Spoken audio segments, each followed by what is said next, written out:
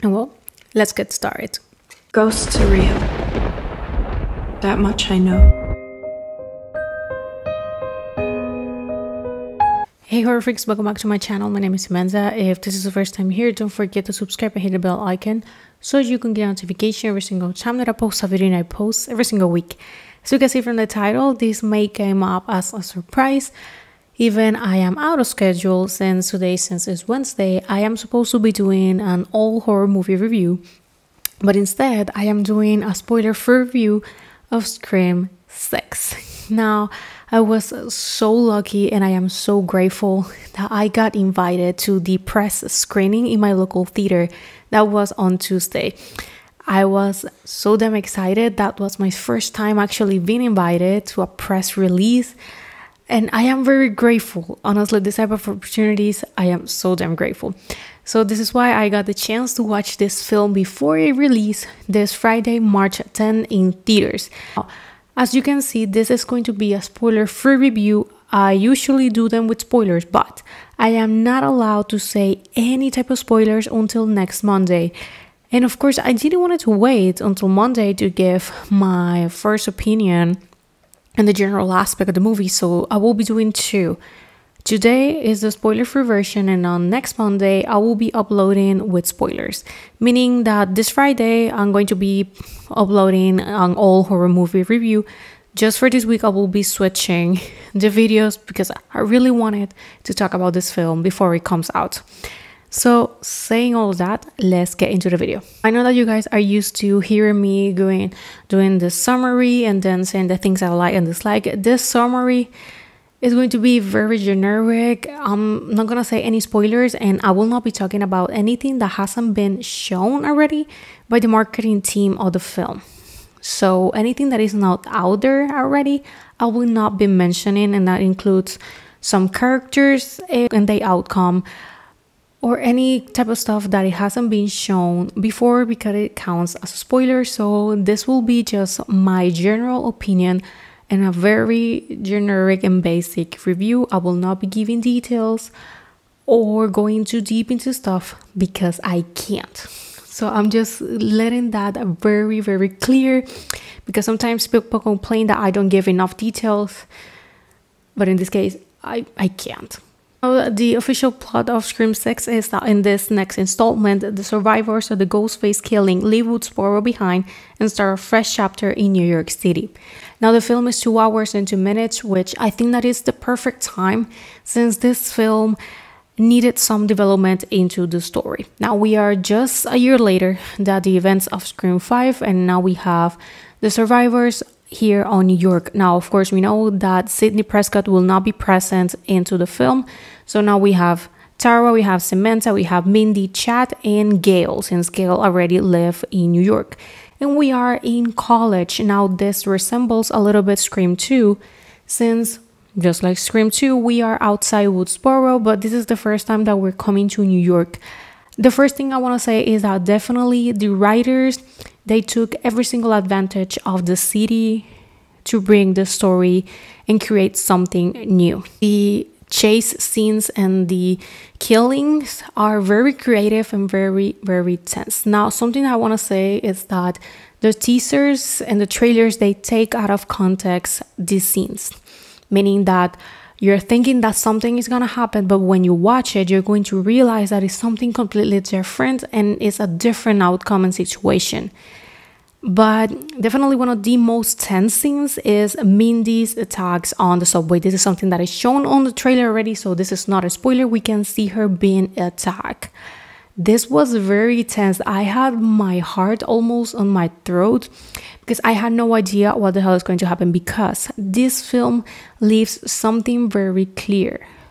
No one is safe. We have 12 characters in this film, and of those 12, only 6 survive. So half of them will be dead by the end of the film. Only 6 of them will survive. Who are them? You're gonna have to find out when you watch it.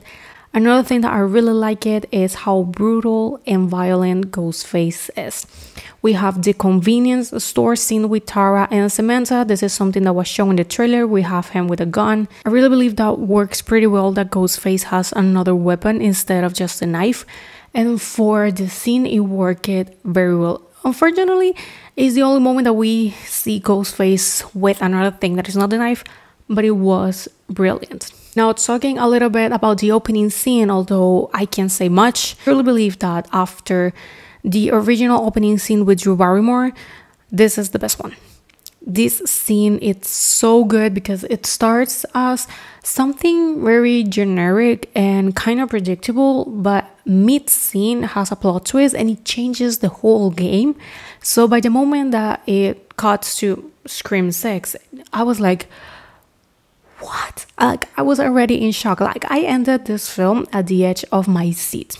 The shrine scene, so good. Like, definitely all the clips that we have seen, trust me, they taken out of context. So when you watch them, you're like, oh, I saw this, but it's not what you're thinking.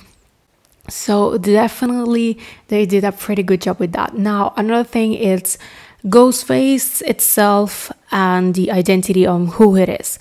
I truly believe that many people are going to complain that it was obvious, but I think that they made it on purpose. They made it on purpose to mislead to the plot twist that the film has in when it comes to Ghostface identity. So you're going to think all the film that is that character, but when the reveal happens, everything is going to make sense. And I truly believe that they make it kind of obvious on purpose. Now, their motives, I think that the motive of Ghostface are pretty solid and they can work, like, because that's crucial from Ghostface. You really need to have a good motive for you to put on a costume and start killing someone. And even more here, that you had to basically follow all these people from the other side of the country. So I think that they did a pretty good job there. Now, the whole shrine and the whole collection that resembles every single one of the films, I think that was great. It was such a cool collection to see.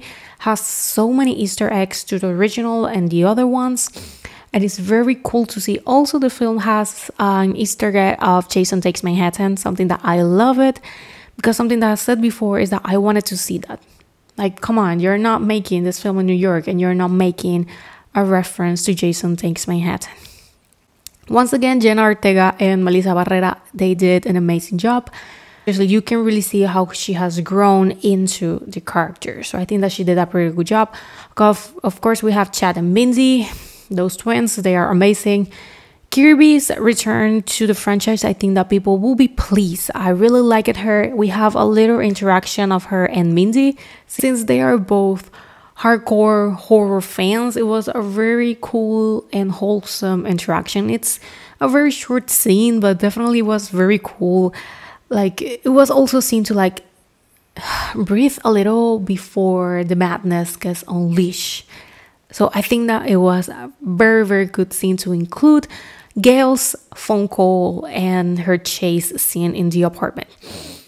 Damn, I was out of breath. Because like I said, this film lets you know more than once that no one is safe, especially the legacy characters. Because of course we have Mindy's explanation of the rules of this one and how she believes that anyone can be a suspect and why.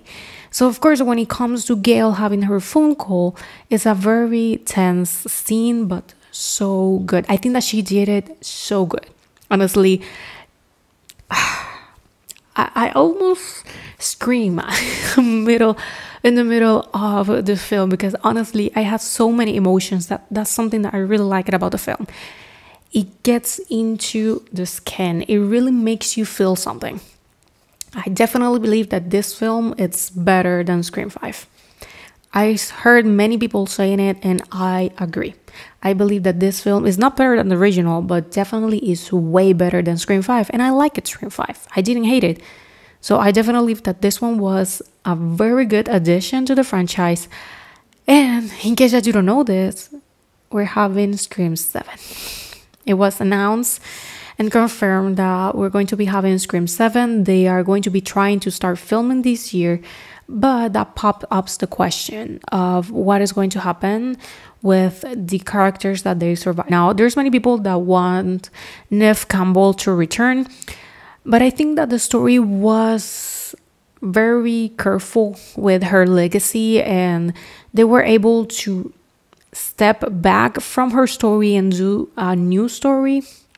So I think that they worked that pretty well, not having Sydney into this film, but I don't know how it will work having her once again, and which characters will return and why. Like, you need a very good reason for that 7th film, because the way that this film ends, they can leave it just like that. Of course, that is not going to happen, but at least the story of these characters, they can end it right there. So only time will tell what is going to happen with the 7th, but apparently it's happening. Now, probably you read or heard somewhere that this film, it's gorier, it's brutal, and it is. It's very violent compared to the others, but I really enjoyed that. I really like it seeing Ghostface going on leash and killing everybody without mercy, because Ghostface doesn't have mercy in this one, and I really like it that. And also the whole mystery behind the mask and the old one and the others. It's a very, very cool reveal of what the heck was happening with the mask. And so I really think that they basically link everything very, very well. So as far as I think, they didn't left anything behind or kind of a plot hole. You can see I really enjoyed this film. So for me, this one is a 4.5 out of 5 and 8.5 out of 10. I really believe that this one was very, very good. And like I said, I am very grateful that I had the chance to watch this one on an early screening. You guys, I have no idea. I was so excited when I got the email on Monday on the invitation, because this was my first time, and it was really cool to see my other colleagues there. So I had a very good time, and I hope that you guys will have a very good time this week and this weekend in theaters. Like I said, I will be doing the spoilers on Monday because I really want to go way deeper in this, but for that I need to give the spoilers, but I don't want to mess this to anyone. Now, something I want to say is that after this, I checked the leak of Ghostface, and I'm only going to say that like 50% of it is true. And many of the theories that are out there or the leaks, they aren't true. They are so far from what the film actually is.